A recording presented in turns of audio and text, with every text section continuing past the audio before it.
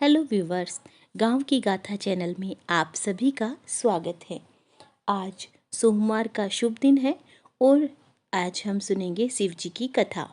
शिव जी पार्वती जी से कहने लगे कि मैं दुनिया का खेल देखने जा रहा हूँ। तभी पार्वती जी ने कहा, मैं भी साथ चलूँगी। शिव जी बोलने लगे कि आपको रास्ते में भूख लगेगी, प्यास लगेगी, मैं साथ नहीं ले चल सकता, आप यहीं आराम से रहो। पार्वती जी ने जिद पकड़ ली कि मैं भी साथ चलूँगी। तो शिवजी और पार्वती जी दोनों नंदी को साथ लेकर जाने लगे और नंदी पर शिवजी और पार्वती जी सवार होकर चलने लगे। तभी रास्ते में उन्हें कुछ लोग मिले और वो उनको देखकर हंसने लगे कि देखो, बाबा बना हुआ है लेकिन एक जानवर को बोझ से लाद दिया।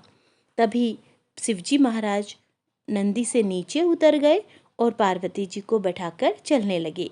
कुछ देर चले ही थे कि आगे और कुछ लोग मिले और वो हंसने लगे। बोले, देखो, औरत का गुलाम है, औरत को तो सवारी पर बिठाया हुआ है और खुद पैदल चल रहा है। शिवजी ने उनकी बात सुनी और पार्वती जी को नंदी से नीचे उतार दिया और खुद नंदी पर सवार होकर चलने लगे। तभी आगे कुछ दूरी पर लोग फिर हंसने लगे कि देखो, वैसे तो बाबा बना हुआ है, खुद नंदी पर सवार है और औरत को पैदल चला रखा है। तभी शिव को बुरा लगा और वो उतरकर दोनों पैदल चलने लगे। कुछ ही देर चले थे कि लोग फिर हंसने लगे।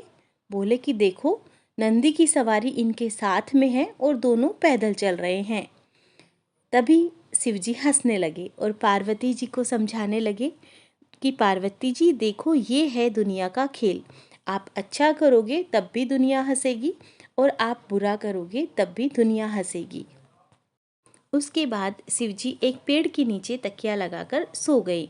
वहाँ से कुछ औरतें जाने लगी और बोलने लगी, देखो, वैसे तो जोगी है, तकिया के बिना नहीं सोता है। औरतें तो चली गई, शिवजी ने तकिया निकाल दिया। थोड़ी देर बाद वही औरतें वहाँ से निकली और शिवजी को देखकर बोली कि देखो, इसमें कितना गुस्सा है। हम लोगों ने बोल दिया तो इन्होंने तकिया निकाल दिया। औरतें वहाँ से चली गई। शिवजी पार्वती जी से बोलने लगे कि देख लिया दुनिया का खेल,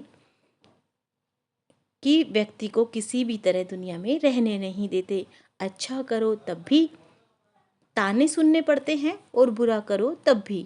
तभी शिवजी ने पार्वती जी से कहा कि हम दोनों कैलाश पर्वत पर चलेंगे, वहीं चलकर रहेंगे। थोड़ी दूर चले ही थे कि पार्वती जी बोली, मुझे तो प्यास लग रही है। शिवजी ने कहा, मैंने तो आपसे पहले ही मना किया था कि आपसे नहीं चला जाएगा, आप रहने दो। लेकिन पार्वती जी तो वहीं बैठ गई, बोली कि मुझे तो पानी पिलाना ही पड़ेगा। तब शिवजी ने जटा खोलकर गंगा जी बहा दी। शिवजी, पार्वती जी, नंदी जी ने वहीं जल पी लिया। थोड़ी दूर और आगे चले तो पार्वती जी बोली कि मुझे तो भूख लग रही है।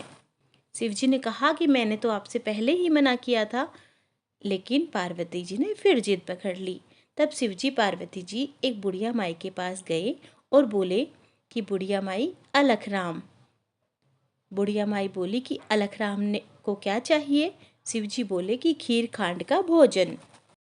बुढ़िया माई बोली कि मेरे घर में ही खाने वाले बहुत सारे हैं, आपके लिए खीर खांड का भोजन कहाँ से लाऊं? वो थोड़ी दूर और आगे चले और दूसरी बुढ़िया माई के पास जाकर बोले बोले माई, अलखराम। बुढ़िया माई ने पूछा कि अलखराम को क्या चाहिए? शिवजी ने कहा, खीर खांड का भोजन। बुढ़िया माई बोली कि आओ महाराज, बैठो महाराज, मैं बाहर से सामग्री लेकर आती हूँ। शिवजी ने पूछने लगे कि कहाँ से लेकर आएगी? बुढ़िया माई बोली कि बाहर दुकान से लेकर आऊँगी। तब शिवजी महाराज बोले, पहले अपने घर में तो देख देख तो सही, तुम्हारे सारे घर में टूट भंडार हुआ रखा है। उसने देखा कि घर में सभी सामग्री रखी हुई है। उसने रसोई बनाई। 2 थालियां शिवजी और पार्वती के लिए परोसी और एक नंदी की परोसी। तभी शिवजी बोले कि 3 थालियां और परोसो।